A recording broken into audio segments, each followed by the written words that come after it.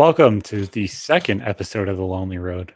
We are here to join you on your journey to heal and become a better human. Many of you may know me from my job or my other podcast. This is going to be a very different show, though. We will be going on a deep dive of grief, mental health, and showing you how to better yourself, whether it's stats or stories, or just going into all of it in depth. After dealing with the trauma that I'm currently dealing with, which is what this episode is about. With my girlfriend, I looked at her and told her I want to use this pain and this struggle to help others dealing with similar things or give them kind of a voice to be able to actually sound off and feel like they're not alone. So half of the money that this podcast makes, whether it's sponsorships or your guys' donations, they will be going to a charity or somebody in need. Whenever those funds become available, we'll start telling you guys more about those things as well. This show is brought to you by G Fuel. Use code RMTS at checkout for 20% off. KJ, how are you doing? I'm doing all right. I am KJ. Some of the people that come here might know me from TikTok. However, this is definitely something new, something exciting that we're both doing on our own journeys and healing and betterment patterns. So there's literally one day. I wanted to bring this up real quick. There's literally one day for everything these days. This one falls along the topic we discussed. And November 10th, I guess, was World Mental Health Day. October 10th, you mean? That's what I meant. October 10th. Gotcha. I had November written down for whatever reason, but everyone I know suffers from something, whether it's physical or whether it's mental. And usually the physical turns into mental after a while anyway, for whatever reason. So it's interesting that people walk paths and see people every day that are suffering, but they don't know how they can help. What can you do in your everyday dealings? And it's really just as easy as expressing gratitude and empathy towards yourself and others, prioritizing that self-care, rest, being able to rely on a source of support or be a reliable source of support. And I think that first thing is something that a lot of people thoroughly struggle with entirely. Yeah. They do not want to give anybody their flowers because they're afraid they're not going to get theirs. Therefore, they just put their hands up and they don't give anybody credit unless they're being applauded by everybody. Yeah. And that's it's the scary and sad thought. For sure. And it's one of the things that I've learned recently is to give flowers while people are still here. And that's very, very important. And it's very equally vital that when you're checking in with other people, that you're also checking in with yourself, giving you and yourself the same grace that you're extending to other people. Now, I do want to say this because I didn't get a chance to say this last episode. I do want to put a trigger warning, but I don't necessarily fully agree with them on a lot of these episodes. If we're talking about death and stuff like this, guys, it's going to be a hard conversation. It's going to be a hard, in-depth kind of storytelling, half an hour to an hour. These are going to be hard to listen to. Is there going to be anecdotes and things that you could take out of it? Absolutely. But if it's going to affect you to the point where you can't listen right now or at all, or this episode, come back next week. It's absolutely okay. Drop the like, show us that you care, show us that you want to support, subscribe, do all of the normal podcast things. But some of these topics are heavy. Some of them are hard, but make sure that we don't fall out of your sub boxes or your podcast feed because that stuff can happen. And you might not know that we upload next week because you didn't interact with last week or this one or whatever. Even if you don't want to listen to the topic, make sure to interact because then you don't lose us. Oh, yeah. If you need to take a break, take a break. And I also encourage all of you to have open and honest discussions about mental health, like we're trying to do here, to show love, compassion, and respect to yourselves. And the people you interact with on a daily basis. Yeah. And with this topic, it's changed a lot of how I've kind of seen exactly how I've grown in the past 3 years. So I'm going to give you a little bit of backstory. And obviously, it's probably a little too much. At almost 4 years ago now, me and my previous wife separated.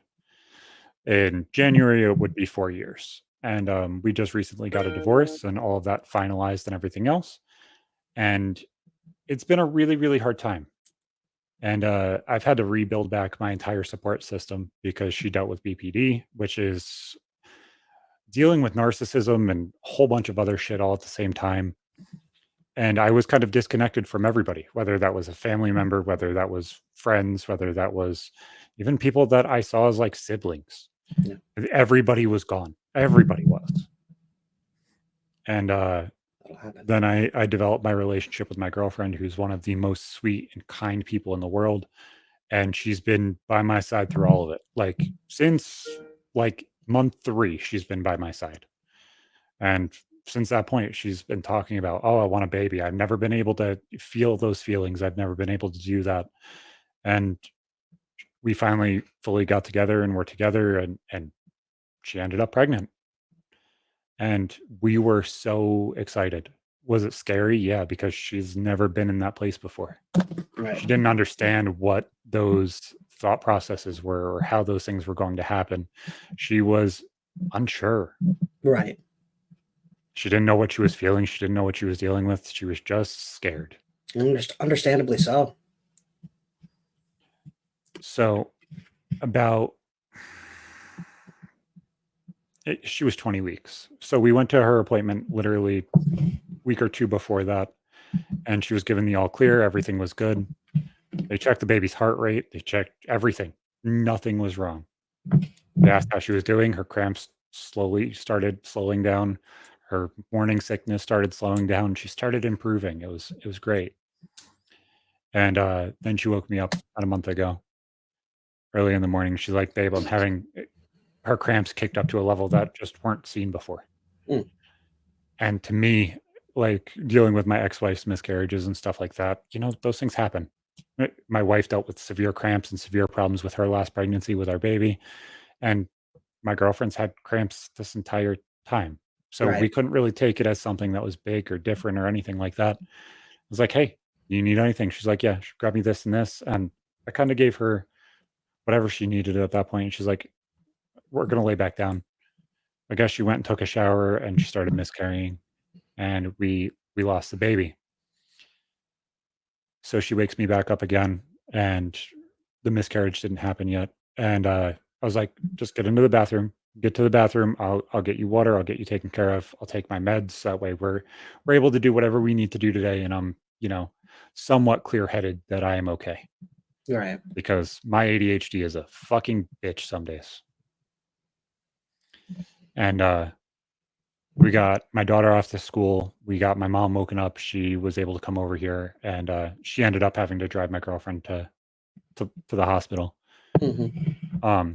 With my neck injury, I'm not able to drive as much as I probably should be able to at 30 years old, but hopefully it heals and starts getting a little bit better here at some point. But she was a fucking rock star the entire time. She was in pain, but she wasn't so disconnected from what reality was that everything was like the entire world was crashing. The only thing that she wanted was me. All day my mom just kept telling me, "Oh, she's asking for you. She wants you to be okay."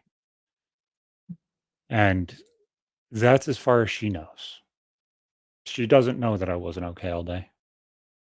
I was sitting right here where I am right now for about a good 45 minutes, an hour, and I calmed myself down. I figured I would have to clean up the bathroom because she ended up miscarrying not on the toilet, but in the bathroom itself and everything else. So I was like, "Fuck, gotta keep the dogs downstairs." Like, trying to separate everything and kind of just compartmentalize my feelings.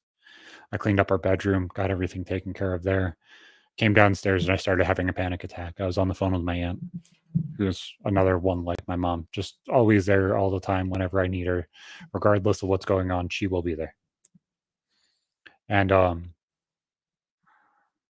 I couldn't grasp what I had to do or what I didn't have to do at that point. But um, about 5 minutes after I got on the phone with my aunt, I got a message from my mom.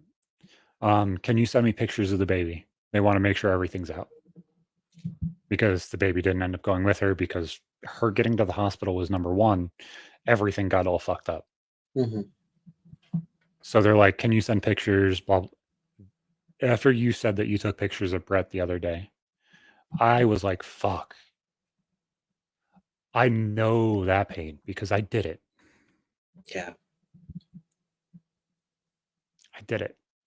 I had to walk upstairs. I just walked downstairs after having a panic attack because I was like, okay, I have to clean this up.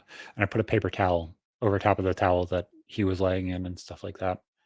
And I had a panic attack. I came downstairs, I started shaking like I couldn't grasp reality. And my mom called. No, my mom messaged me, "Hey, you don't have to clean anything up. If anything, I'll take care of it. Don't worry about it. I've got you." I was like, "Okay." And then 5 minutes later, got another message. "We're not allowed to touch anything. The coroner and the police will be arriving soon." Oof. Yeah, I remember getting a message from your mom about it all. We started talking about it, and then she told me that the coroner and the police were on their way up to your house, and pit of my stomach just rocks. I couldn't even imagine. And it's not even just like it's a one singular kind of thing. Yeah, Because I was getting told all of the questions that they were asking Bree the entire time. I was getting told, "Oh, well, they're asking if you're abusive. They're asking if you were drinking. They're asking if she's doing drugs." They're actively asking all of these things because they don't understand and they don't know. So when I heard the police were coming, I was like, "Oh, fuck. What exactly is going to happen now? What exactly do they see this as? Is there a active problem that I'm just completely oblivious to?" yeah, that's where I was. I So didn't understand. I sat outside waiting for my daughter. The cops and everybody were supposed to be here hours before. My girlfriend got to the hospital at like 9:30 in the morning. Nobody showed up here until 2:30, 2:40. No, it was like 3:30. And my daughter gets off the bus from school at 4. Hmm. I looked at them and said, "I need this to be done before my daughter fully gets home. Like we can't do this. I'm not doing this to her. She doesn't need to see this shit." They treated the house like a crime scene. They told us we're not allowed in the house at all. They didn't finish anything before Maddie got home. They just left it. They told me that I had to be outside. They told me that when she got here, I had to keep her outside. And as soon as I had somebody that was available to pick her up, they needed to come get her and get her out of here now. Which didn't cure my anxiety at all of what No, anything could be. yeah, that could.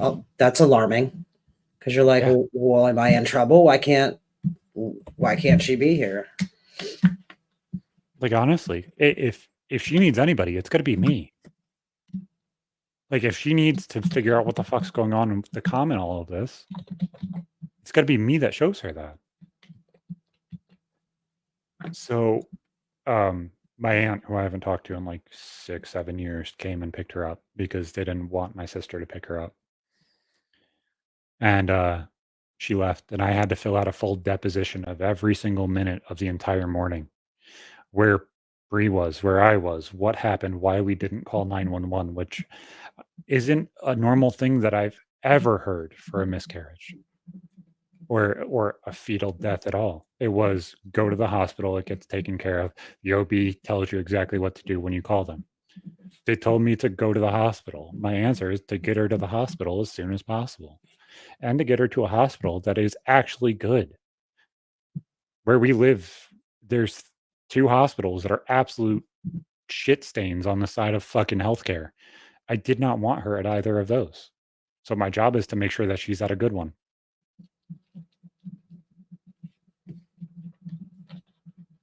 So after all of that, they're like, "Okay, you're fine. Everything's done. Everything's taken care of." They took the baby to go get cremated in the coroner van and everything else. But it was so hard just to kind of grasp all of that and kind of know things were going to be okay when we're filling out police reports that are pages and pages long. Crazy. Most people can't remember what the fuck they had for breakfast, let alone full minute by minute breakdown of the day. That's seriously insane. I just couldn't believe it. Blew my mind that the police were going up there. Like I couldn't even imagine what else could have happened. Like there had to have been something more than your mother was telling me. But no. Like they went through my room, they went through both of the kids' rooms. They went through the bathroom upstairs where everything happened, which is what I assumed they were going to do. They were going to go through the bathroom. It makes sense. Right. They took my medication out of the cabinet and took pictures of it. They took pictures of my entire house. I had the beagle locked up in the bottom bathroom because I was like, okay, would make sense for them to make sure that they don't have problems with a dog. Leave the dog in the room where it's taken care of. The dog was out roaming. It's like, guys, I tried to make it easy on you. I tried to do whatever you needed me to do. Like, you're lucky I don't have an asshole dog that's going to eat you. Crazy. That situation was not handled gently at all. It didn't seem it. It didn't seem it at all. It just seemed like it was everything from all sides, all at once. Like, we're dealing with the death of a baby, and you're looking at everybody like every single person in the situation is a fucking criminal. Right?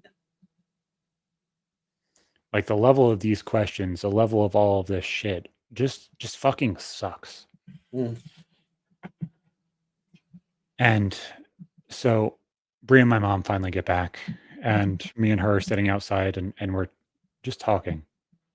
My stepdad came inside, and he's like, "Don't worry about the dishes. I got you. I'm gonna try and handle as much as I can, so that way you guys aren't dealing with this shit." He always does. So thankful for that. He's fucking fantastic. He might not know how to have the conversation of "I'm gonna help you," but Right. he knows that nobody likes fucking doing dishes, and he'll hop right in without even being asked and help in whatever way he can. So me and my mom are sitting outside, and the mirrors of this situation and the mirrors of my brother passing started hitting me in the face badly. And I think you, much like my mom, it's very, very easy to see that my mom's life and my life are very, very, very easy to mirror each other. They're all very, very, very similar. And that to me hit me in the heart in a way that I didn't expect it to.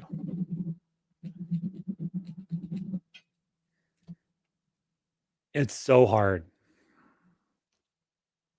I can't even say part of it that mirrors it, but it's so hard to just grasp all of this after dealing with it as a child, and now dealing with it as an adult. It's hard to kind of see exactly what you're supposed to fucking do because it all feels disconnected, and I'm all not really sure exactly what I'm supposed to do and how I'm supposed to go about this because it's not normal. No, it's definitely not normal. It's not normal how it was handled. It's not normal to begin with that it happened. It's not normal to have it held with such jagged hands. It's not normal to feel like a criminal when your girlfriend just lost your child. And I told them, I was like, I understand. I understand the question because I've looked into so many things. Asking the question should never be wrong. Mm. But you should treat it as it's gray, not like you have to make sure that somebody's not guilty first. Right. Right. So to me, the first thing that hurt really fucking bad, and it was the first thing that clicked into my head after I saw my mom, was my entire childhood. And I'm sure you heard this millions of times. She struggled with this a lot. And she looked at me and my sisters and said, I want you guys to have a baby for each one that I couldn't have, or each one that had a problem, or all of those things. And I'm wording it slightly different so that way she doesn't sound jagged and harsh as well. But I had one for every single one that she missed, including the death. And that part hurt. It hurt realizing that the words that she spoke at 5, 6, and 7 years old fully came true. I had a NICU baby. My last baby before this was in the NICU for a week. Then I had the baby that passed too. So I had one every single way she did. And that really fucked me up. It sucks because it's not just the death. It brings back all of the PTSD and trauma from my childhood. It brings back all of those feelings of why the fuck me? Why the fuck this situation? Why the fuck do we have to deal with this? We're good people. We don't deserve this. I looked at my mom and just said, I want you to understand something, and you're one of the few people in the world that can understand this. And this is how raw that I want this show to be, and I want you guys to see the rawness. I looked at her and said, just know I love you, but fuck you. Because I felt like she spoke this into existence almost.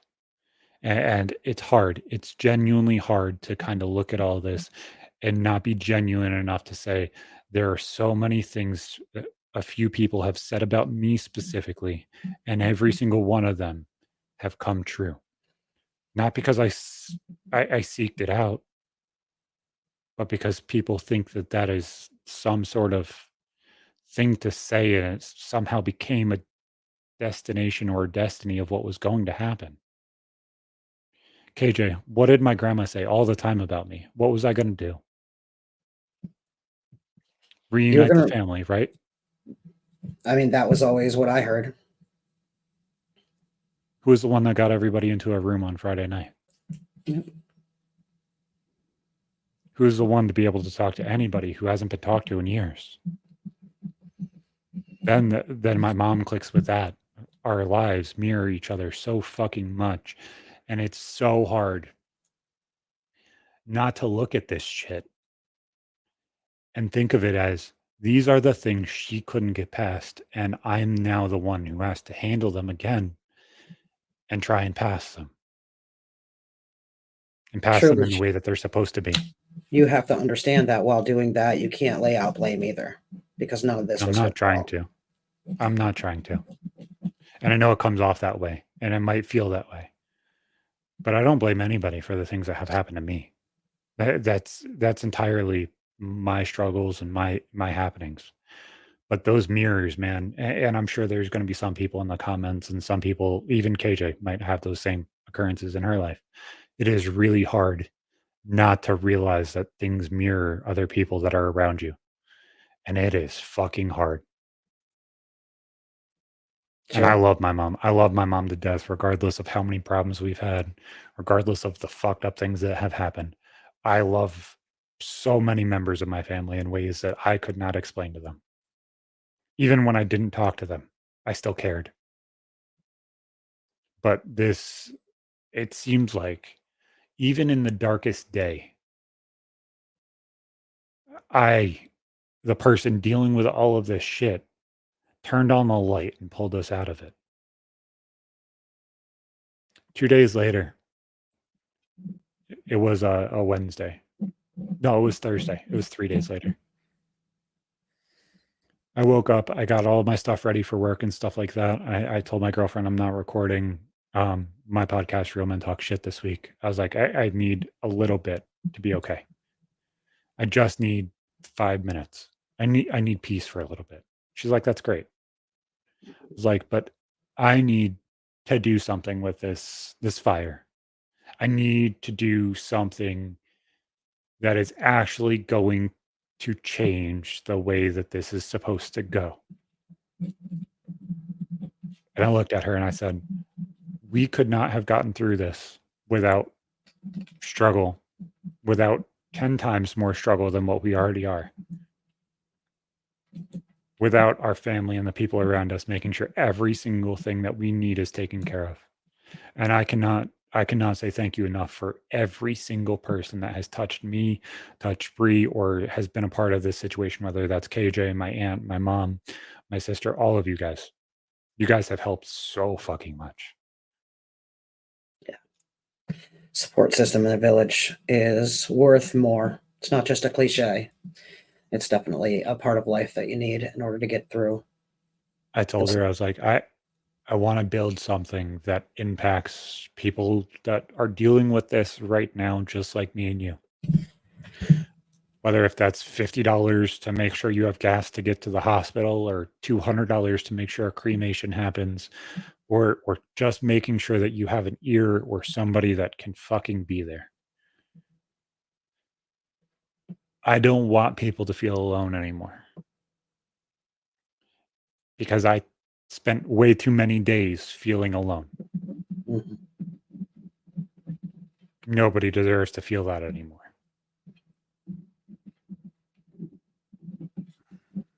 It's hard. Very. Beyond hard. It's beyond hard. It's so hard remembering the stories of what my mom would tell me about Brett's funeral. And then I was the light that day. I asked, "Oh, are we having parties like this more often? Or every day or whatever," I said. Just joking around and being a kid. I watched my baby do the same exact thing on Friday. Yeah, being in a pizza place and, everybody being around, but it not being a funeral is kinda different. But there's not one single person that's sitting there hanging out and trying to be okay that Ava didn't, make smile that day too. Yeah. It's so weird and so cyclical that it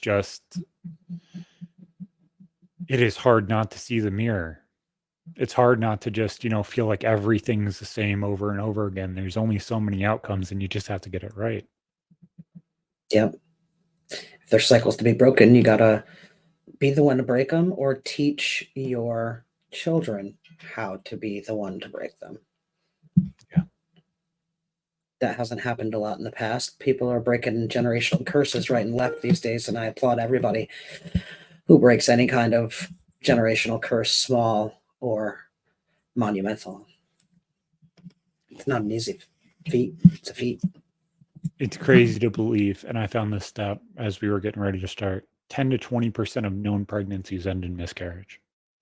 That's too many. Yeah. That's too many. It is. And think about it this way, like how many of them have a known cause? There's not many because you don't know what there's not many autopsies that are done. You know what we were told?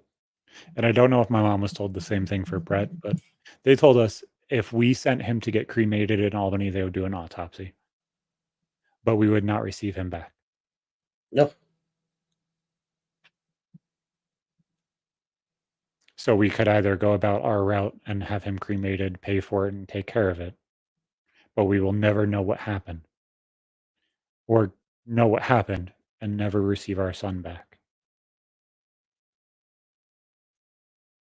It's crazy. Now, So had go ahead. Bree gone to the doctor after that? After this all happened, has she been? To the OB, the psych, what? Yeah.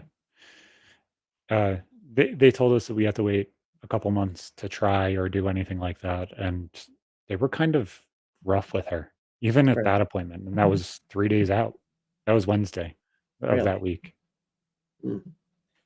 And, I'm a very questioning kind of person, Right. and this doctor, like, I asked 3 or 4 different questions.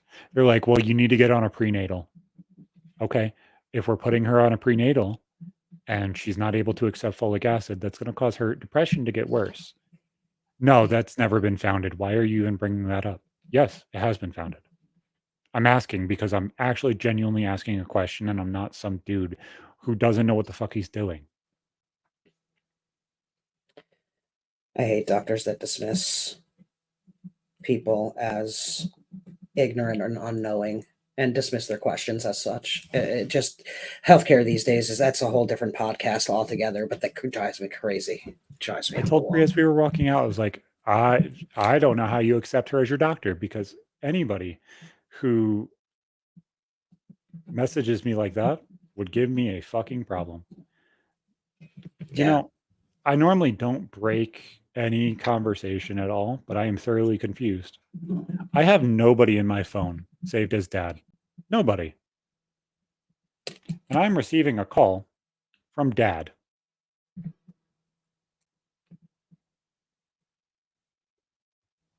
Oh, Well, isn't never that mind. weird? Yeah, thoroughly confused. Is it a brand new phone? No, nope. So there might have been I've had it context. for like no, I received it as a brand new phone. It's like 6 months old. Gotcha. That just completely took me off guard, and that's a whole nother podcast in itself. That whole conversation's a whole nother podcast. Yes. Yeah. Absolutely.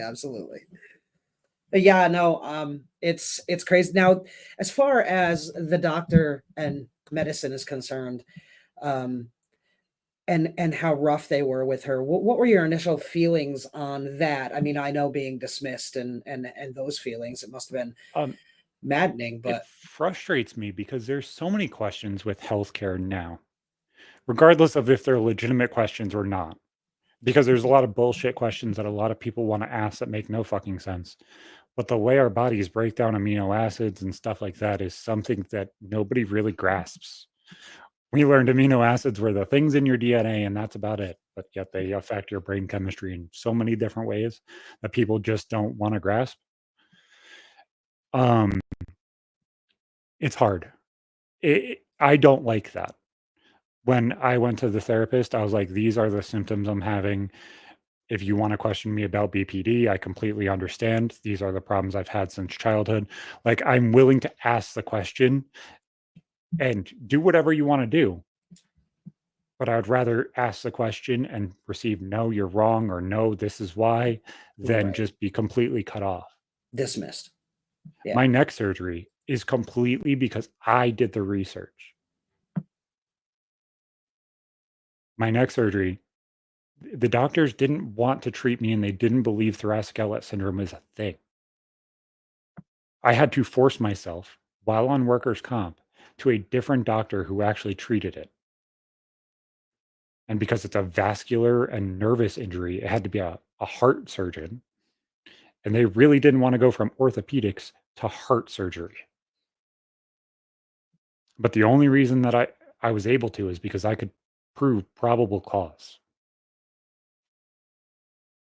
If I wasn't that smart, I get dismissed. I pass out at work. How big of a fucking problem is that?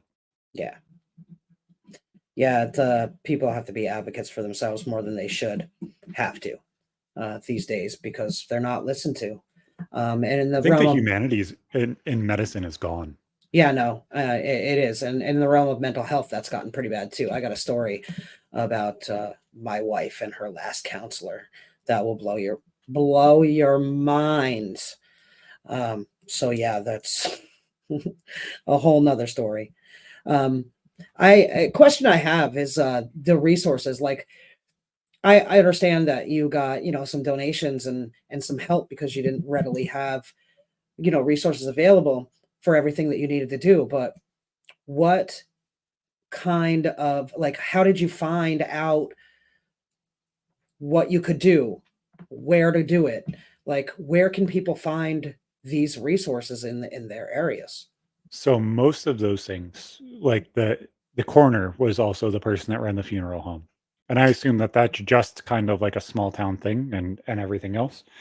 But I think that on a larger scale, that probably would be different. Um, as far as everything else goes, it was kind of straightforward.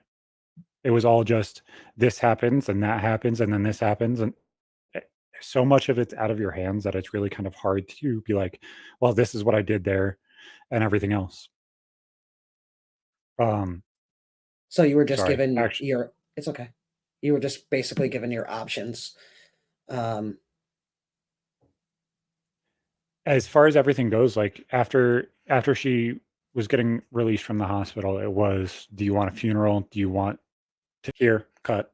Um, what was your question again? So that way I can ask you. no, it's okay. So basically, the coroner led you through the process of what needed to happen with the actual remains, and then when you left the hospital, or she left the hospital, she got some more information. Is that Yeah, basically she right? came home and we're like, okay, let's decide on what we're doing so that way we can kind of be definitive about this. And I think that was more of a me led thing than a them led thing. Like I was like, I want answers. I want the availability to step through this so that way we can kind of figure out our emotions in the situation without dealing with making choices. Because if Yeah. we allow our emotions to make choices, we're going to freeze and then we're going to get stuck. And that's not how anybody really needs to be. No. So when you did make the decision, um, did you just kept in touch with the funeral home, the coroner? Yeah. Yeah. Bree kept in touch with her almost entirely over text message and stuff like that.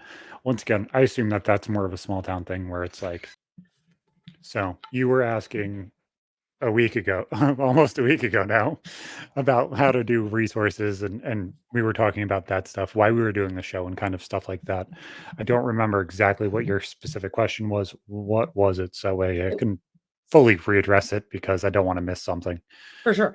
I was just asking, like, a lot of people don't know what to do next. Like, where did you get that guidance? And did you have to search for it, or was it readily given to you by the people that were around you, like the coroner, ME, A cops? lot a lot of the people that were there to do things did not help at all. Okay, They weren't a part of it.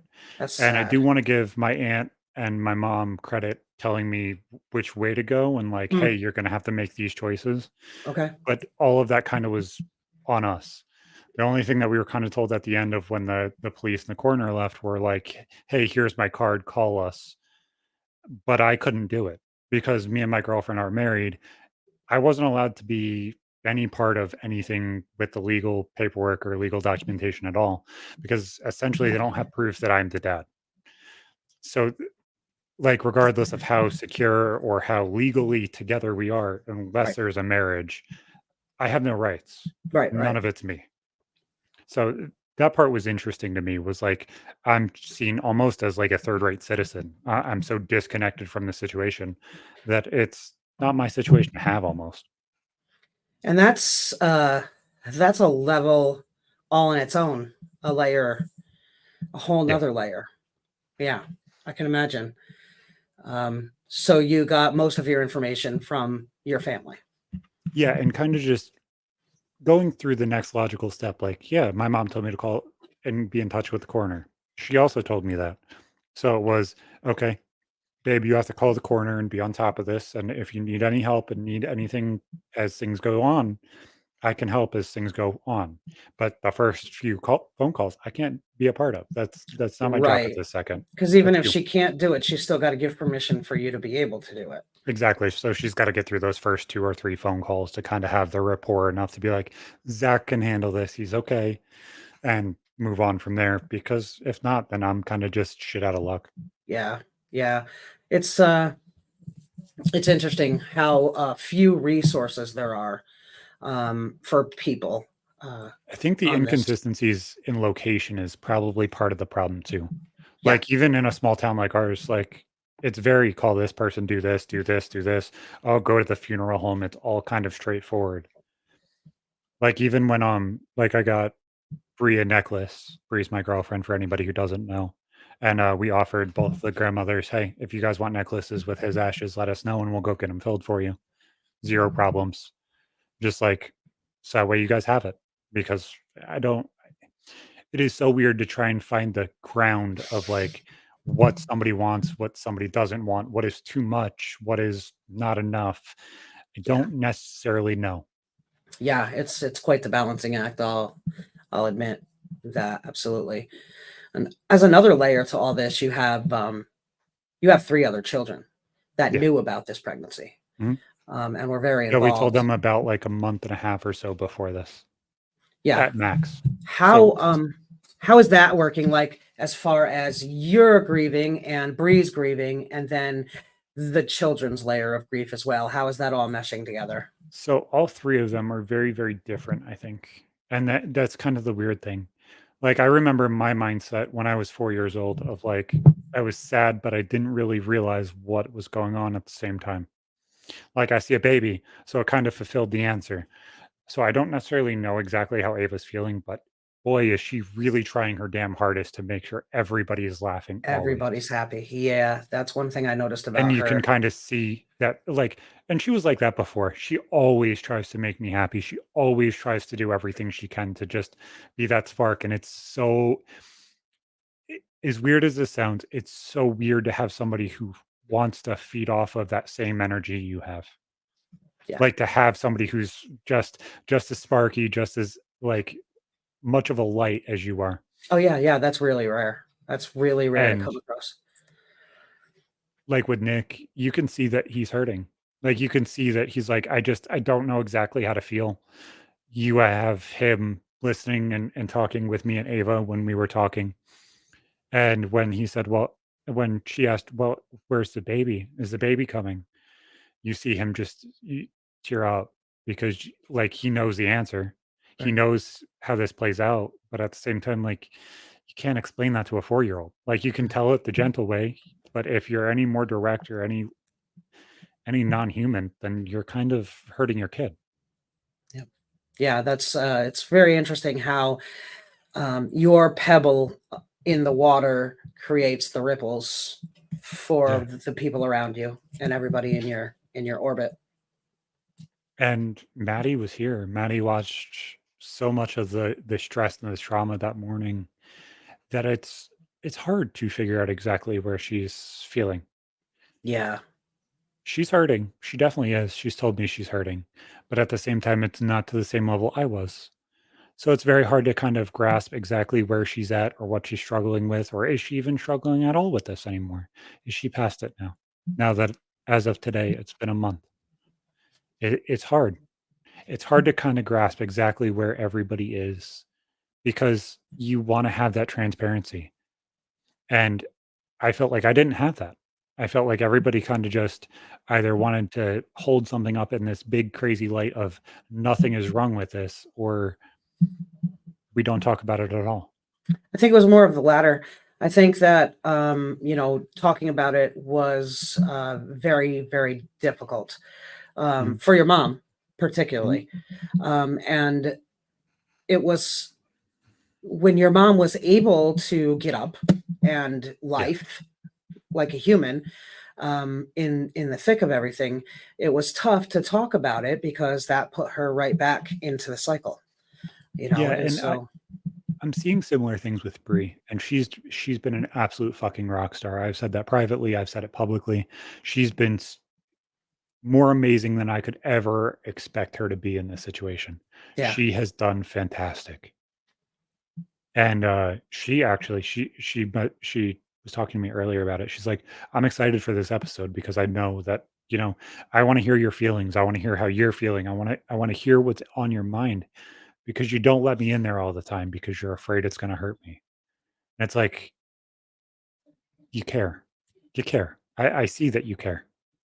yeah, she does. She does. It's different for you though, Mhm. because you're with somebody that cares also about genuinely about Yeah. your well-being internally, Yeah. and not just how things Well, affect her.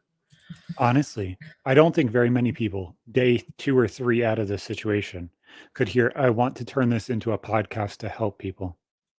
Yeah, I no, wanna that's make money for other people, and I wanna do this, and I wanna shed the light that we are feeling right now because everybody is helping us, mhm, and bring everybody else up because that's what people need right now."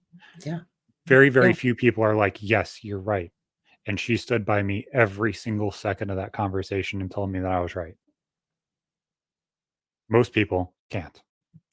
Yeah, it's very, very, very it's very much a blessing to have that support by your side, specifically when it's doing something that you need to do for your own health, mentally, coping, and being able to pass it forward to someone else who And very well may be or have gone through the same type and similar situations.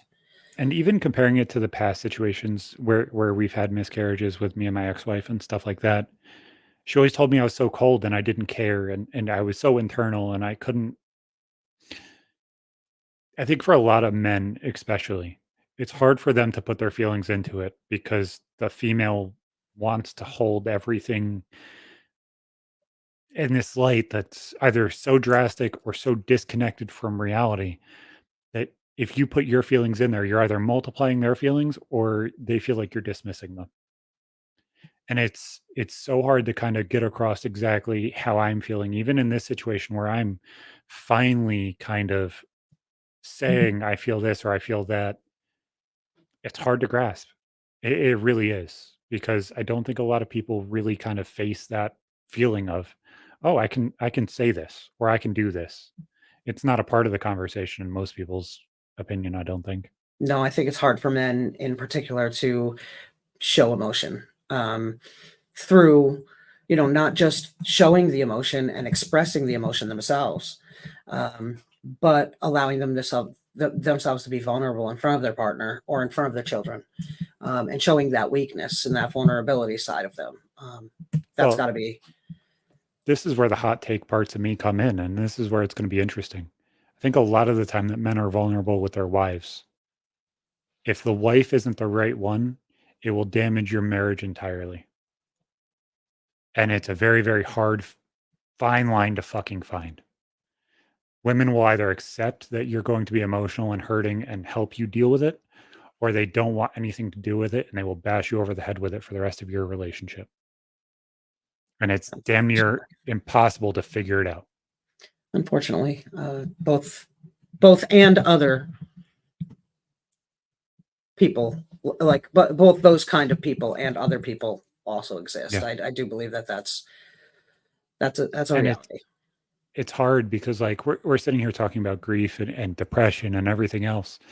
But it's like from a man's perspective, men are only given so many emotions by their mothers. Men are only given so many emotions by their upbringing and ways to show them. Our sadness, our tears is anger. And Yeah, everybody doesn't understand why it's anger, but we're told that we have to stand up because we're a boy and we can't cry. We're treated like shit when we do cry or when we're depressed. I got left. I got cheated on when I was depressed. So, like, as a whole, it's very hard to show those emotions, whether it's vulnerability or just kind of standing on those grounds. It's hard for that not to become anger because it's one of the only things that we show and people actually respect or honor. yeah. Grief and emotions are very intertwined. I think, in particular, anger is there's the five stages of grief, and that's probably something I probably want to say first. So you have the sadness, the guilt, the anger, shock, numbness, helplessness. It all leads to depression and worse if it's not Mhm. addressed. I And was having I was having that conversation with Brie earlier because she's at that point where she just everything is her fault. Everything. mm, And I told her, I was like, if you keep turning this into a mismatch salad or one big knot of everything is your fault, babe, you will never heal from this ever. And not because it's something you can heal from, not because it's something that you can actually shine a light on and untwine and be okay, but because you have to be okay at some point tomorrow.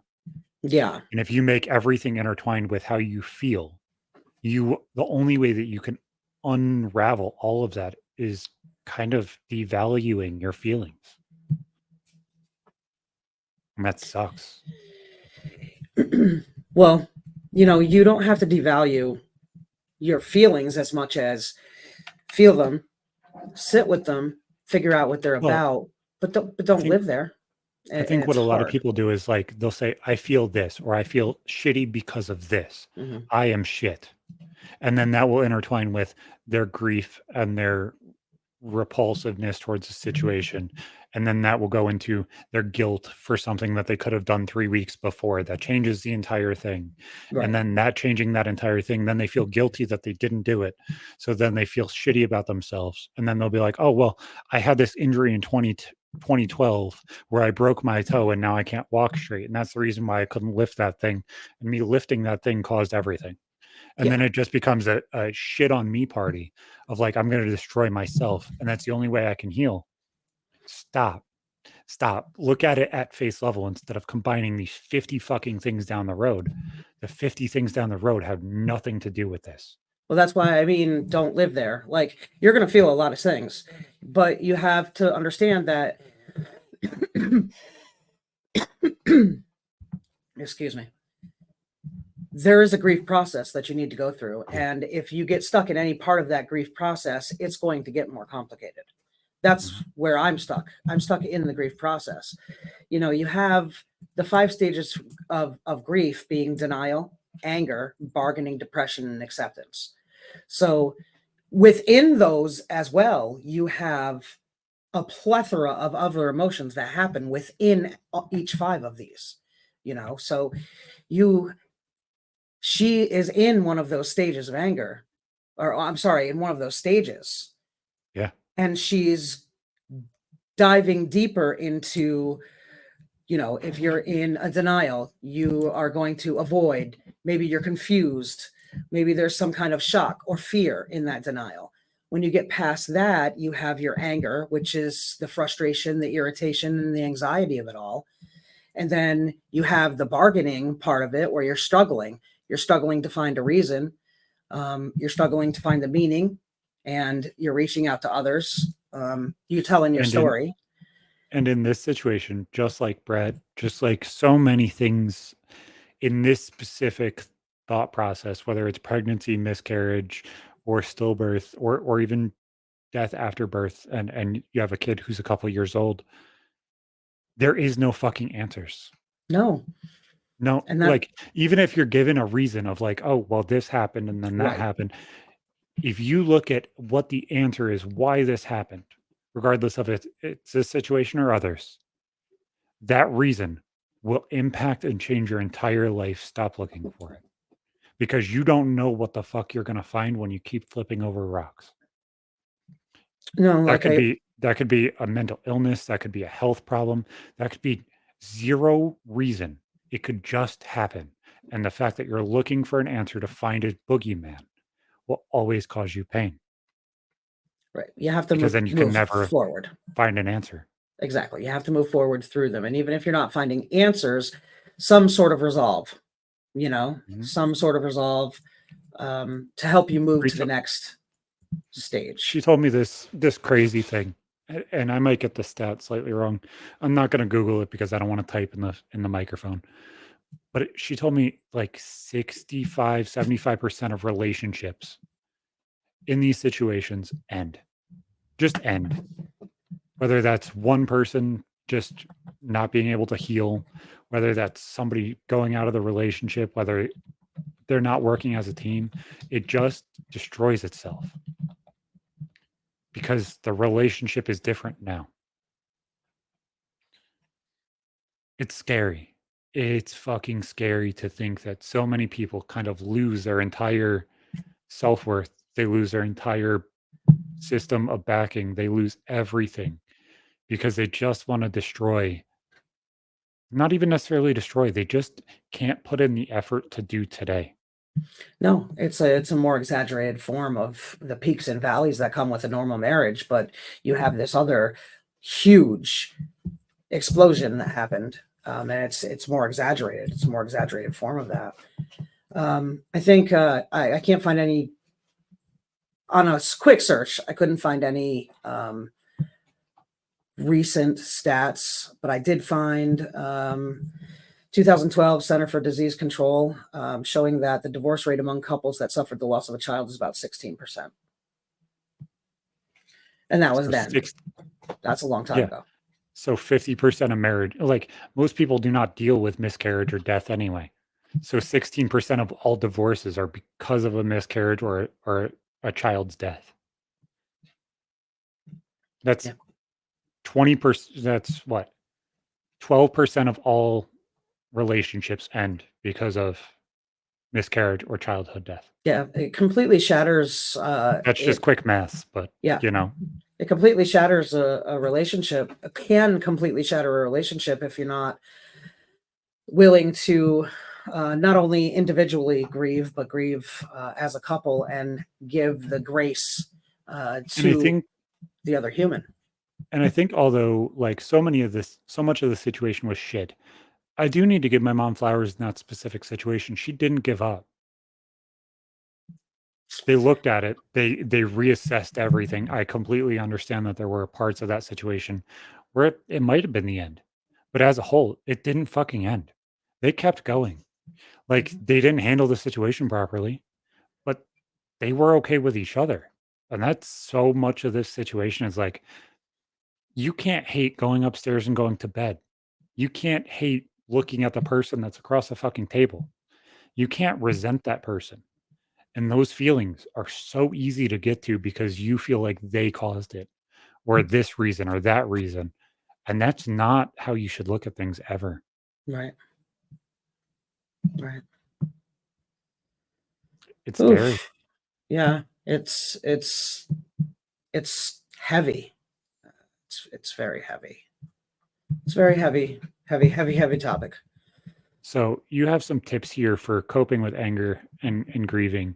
Yeah. And I have one that's on here that is not connected with any of these, but it's the biggest one to me is be kind to people who can't accept it and learn that there's people that you have to put walls around to secure because not every single person in your life is going to accept being a punching bag on bad days. Not because you want everybody to be a punching bag, but it's being said in the extreme way for a reason. There are people that you can pick up that phone and call and talk to and tell every single problem that you're dealing with right now and just fucking be angry and say in the most aggressive and harsh way, and they won't think anything. But you don't want to go upstairs and do the same thing to your daughter. No. You don't want to go upstairs and do the same thing to your mom. No. You don't want to do the same thing and ruffle everybody's feathers around you. And that is one of the hardest thing. Like we could go through all of these coping with anger and grieving, but all of them are so much more dictated towards females that it's hard to grasp. Most guys get their anger out by fucking saying it or just letting it burn. Yeah. Letting it burn is a lot of just doing the fucking shit and keeping your fucking mouth shut. And I don't think females fully grasp or understand that at all. Because if I keep my mouth shut, nobody's hurt. I'd rather hurt every single day than anybody in this fucking house hurt. Understood. Valid, but you also now have the type of relationship where you don't have to do that.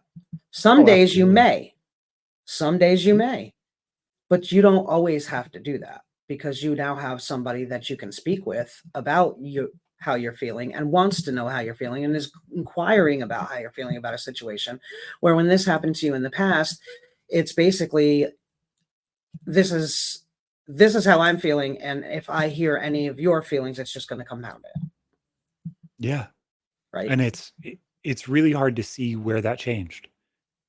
Is that a me thing change where I'm just like, okay, I'm going to tell you blankly what I'm feeling and that's different, which it might be, I think it's both. or it's just a person difference or I what? think it's both. I think the personality between Bree and it are completely different. Oh, I think, absolutely. yeah, I think they're polar opposites if you are on a spectrum. And to be honest with you, I think that there's a lot of empathy that Bree carries that I don't believe the other really had the contention for. Possible. You know, it's just and also within yourself, you've grown exponentially over the last few years. So, particularly, you know, so Yeah. it's also a, a want to better yourself, a want to better the way that you communicate this time around so that you're not feeling like you're doing things wrong. You know what I mean? And I think honestly, and this might be a good one to do after the next one we film, is a look back at the past 3 years of how 4 years now, how I've changed, and look back at things and kind of give some of you guys a step by step guide of this is what I dealt with, this is how I used to deal with it, and this is how I've changed me. Yeah. We've both exponentially changed, so we can bounce back and forth with those stories. It's going to be it's an amazing transformation when you allow yourself to look inward rather than pointing the finger outward at other Mhm. people. When you point that finger inward first and you have the courage to do that, your whole world changes because you're able to start with you and And not in the outside world. it's such a weird thing. Like, when I started feeling all of this stuff after everybody left that night, after the cops left, after all the family left, I Mm, stopped answering Bree's best friend. I stopped answering Bree's mom. I didn't have to worry about anybody other than Bree, Maddie, and me. mhm. I blame myself. What could I have done better? Should I have lifted that soda pack? And that's the biggest problem of the entire day. Or and I beat myself up more than anybody genuinely probably should.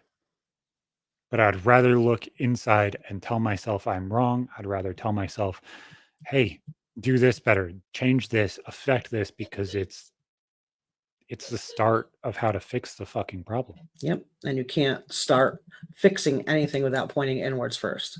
It's always important to allow your feelings, whatever they may be, to cope with your grief. Everybody copes differently. There is not any set path for grief. Suppressed feelings lead to unresolved grief, which I'm the poster child for unresolved grief. Depression, anxiety, chronic physical symptoms as well. Yeah. It's very interesting to see different people and how different people communicate their feelings, and it's equally important for maintaining those healthy relationships around you and how you communicate those feelings. Um, There's a big one on this list, and I know we didn't fully go over every single little bit of it, but it's the one that sticks out to me. Tell others how short fused you are and apologize if you stepped over the line. yep, yep. It's And it, with the boundaries you have in your relationships, also understand that if somebody steps on your toes, it's not your job to sit there and bitch and complain about being triggered. If somebody pisses you off when you're on one and you're pissed off and you're dealing with shit, that's not other people's problem to deal with. If it's just a you thing, or if it's a grief thing like this, or if you're tearing every single thing a fucking new asshole because you're on one today, if something triggers you, it's not their fault, it's yours. it's your responsibility. Yeah, your triggers are not anybody else's responsibility. They're your I just responsibility to handle. With so many people nowadays, I think that that shit needs to be said because there's a Okay. lot of people that wanna stand up and be like, "I'm triggered." Okay. No. What are you going to Okay, do have about it? fun. What are you going to do about it? Because you can't point outwards your whole life. You You want to can't get just say, out. "I'm an asshole." No, and in anger, I feel like anger is, at least for me. I can't speak for everyone, but I know for me, anger was a very center emotion throughout my grief until just recently. And you want to get the feelings out to avoid the pent up emotion, but you want to make sure you're not throwing daggers at those you love in that moment of pain. I did that with my father. I totally unleashed online, and should not have. Things I could say are not equivalent to things that I should say. I should have handled the situation differently, and my anger made my emotion take over. You know, It's and weird that responsibility you have as an adult, and mhm. I think that it takes time for everybody to kinda learn that. Oh yeah. It is it's just so weird and such a disconnect that I think everybody kinda feels.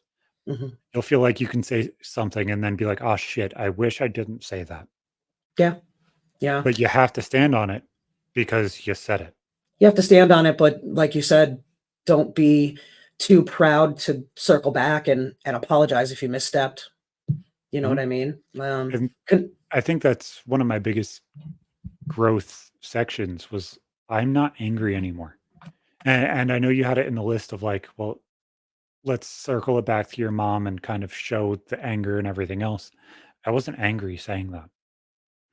I said it because I wanted to get the feeling out of like okay. you're showing me that life is a mirror and I don't fucking like it. And that sounds really fucking childish, and I understand that. But as a whole, when you try so fucking hard to bring yourself and bring your family out of the shithole that you're starting at, and no matter how far you get, everything still looks like a fucking mirror. It's hard to look at that mirror and not say fuck you. Yeah, but it's not her fault, I you know? don't That's what I'm saying is like I didn't even blame her in that moment. It's like But don't you think that might be how she took it with the and fuck we've you? You know? and we had that conversation Good. since. Good. I'm pretty on top of having whatever conversation I kind of have to because I understand how things come across. Good. And I told her exactly this. It's hard to live in somebody's fucking mirror. And it's like I have to she looked at me and I know that this is probably a full entire other episode topic we could go over. But she's like, "Well, the generational curse that I cured was alcohol, and I didn't really see any other problems." I said, "And that's the generational curse right there. The fact that you were so hyper focused on one thing that you didn't affect and change everything else. You didn't see that this was a problem and that was a problem and that was a problem and that affected this and that and this and that. You were so hyper focused on alcohol causes all of this that it didn't change your mindset and how everything else grew." Because it did cause it in her life.